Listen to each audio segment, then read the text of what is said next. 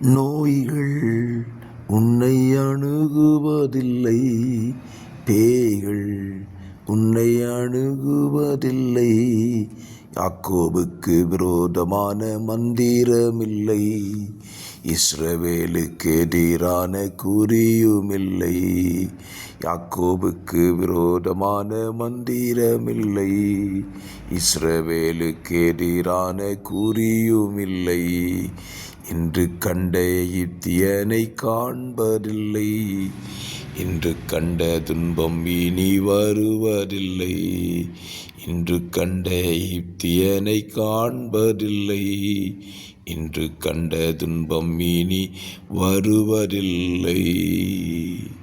நான் உனக்கு ஆரோக்கியம் வரப்பண்ணி உன் காயங்களை ஆற்றுவேன் என்று கர்த்தர் சொல்லியிருக்கிறார். ஆமென்.